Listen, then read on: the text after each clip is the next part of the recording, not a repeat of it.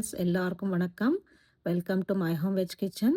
இன்றைக்கி நம்ம வீடியோவில் டாபா ஸ்டைல் ஆலு அண்ட் கேப்சிகம் வச்சு ஒரு அருமையான சைட் டிஷ் ரெசிபி தான் பார்க்க போகிறோம். சப்பாத்திக்கு அருமையான சைட் டிஷ்ஷு. தொடர்ந்து பார்க்குறதுக்கு முன்னாடி நம்ம மை ஹோம் வெஜ் கிச்சன் சேனலை சப்ஸ்கிரைப் பண்ணிக்கோங்க. நிறையா ஹெல்த்தி ரெசிபிஸ் எல்லாமே அப்லோட் பண்ணிருக்கேன். உங்களுக்கு ரொம்ப பிடிக்கும். பார்த்துட்டு லைக் பண்ணுங்கள் ஃப்ரெண்ட்ஸ். அப்படியே நம்ம மை ஹோம் வெஜ் கிச்சன் சேனலை சப்ஸ்கிரைப் பண்ணி சப்போர்ட் பண்ணுங்கள். வாங்க வீடியோவில் பார்க்கலாம்.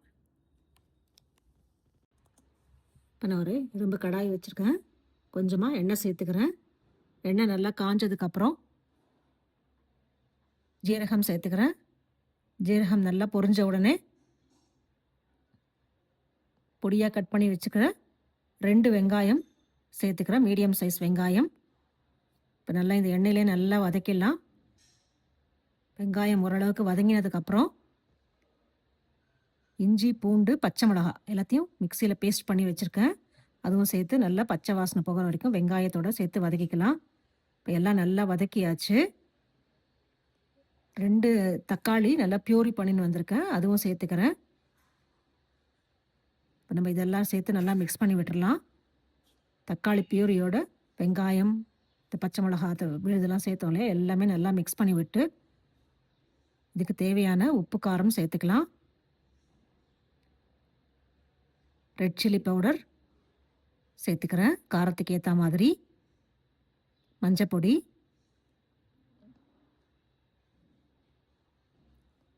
காஷ்மீரி சில்லி பவுடர் கலருக்கு சேர்த்துக்கிறேன். கரம் மசாலா, இந்த டிஷ்ஷுக்கு தேவையான அளவு உப்பு எல்லாம் சேர்த்தாச்சு. நம்ம இப்போ இந்த கிரேவியோட நல்லா மிக்ஸ் பண்ணி விட்டுடலாம். உப்பு, காரம், மஞ்சப்பொடி எல்லாமே இந்த தக்காளி கிரேவி சேர்த்தோம் இல்லையா, தக்காளி பியூரி, அதோட நல்லா மிக்ஸ் பண்ணி விட்டுடலாம். இப்போ நல்லா ஒரு மூடி போட்டு மூடி வச்சிடலாம். ஒரு 5 நிமிஷம் நல்லா கொதிக்கட்டும். நான் இப்போ வேறு ஒரு கடாயில் கொஞ்சமாக எண்ணெய் சேர்த்துட்டுருக்கேன். இதில் ஒரு மீடியம் சைஸ் வெங்காயம் இந்த மாதிரி பெருசாக நறுக்கி சேர்த்துட்டுருக்கேன். வெங்காயம் நல்லா வதக்கிடலாம். ஃபஸ்ட்டு நல்லா வதங்கிடுத்து. கேப்சிகம் இந்த மாதிரி நீளமாக கட் பண்ணி சேர்த்துட்டுருக்கேன். வெங்காயம், கேப்சிகம் வதக்கிடலாம். ஓரளவுக்கு வதங்கினதுக்கப்புறம் 2 உருளைக்கிழங்கு நல்லா வேக வச்சு இந்த மாதிரி பெருசாக கட் பண்ணி சேர்த்துட்டுருக்கேன். மசிக்கக்கூடாது, இந்த மாதிரி பெருசாக கட் பண்ணி சேர்த்துக்கணும். தேவையான அளவு உப்பு, காஷ்மீரி சில்லி பவுடர் கலருக்கு சேர்த்துட்டுருக்கேன். இப்போ இதெல்லாம் நல்லா சேர்த்து வதக்கிடலாம். வெங்காயத்தோட உருளைக்கிழங்கு, கேப்சிகம் எல்லாம் சேர்த்து நல்லா வதங்கி ஒரு மூடி போட்டு மூடி வச்சிடலாம். இது நல்லா இந்த மசாலாலாம் நல்லா வதங்கட்டும். வதங்கி நல்லா இந்த மசாலாவோட சேரட்டும் எல்லாமே. மூடி போட்டு மூடி வச்சுருக்கேன். இப்போ உருளைக்கிழங்கு, இந்த மசாலா எல்லாமே நல்லா, கேப்சிகம் எல்லாமே நல்லா வதங்கியிருக்கு. ஃப்ளேவருக்கு கொஞ்சமாக கசூரி மெத்தி சேர்த்துக்கிறேன். இப்போ எல்லாம் நல்லா வதக்கியாச்சு. இப்போ நம்ம கிரேவி நல்லா சூப்பராக ஆயிருக்கு, நல்லா கொதிச்சிருக்கு. இதில் நம்ம வதக்கி வச்ச உருளைக்கிழங்கு, கேப்சிகம் சேர்த்துக்கலாம். சேர்த்து நல்லா மிக்ஸ் பண்ணி விட்டுடலாம். அருமையான dhaba style capsicum aloo masala sabzi ready. ஒரு மூடி போட்டு மூடி வச்சிடலாம்.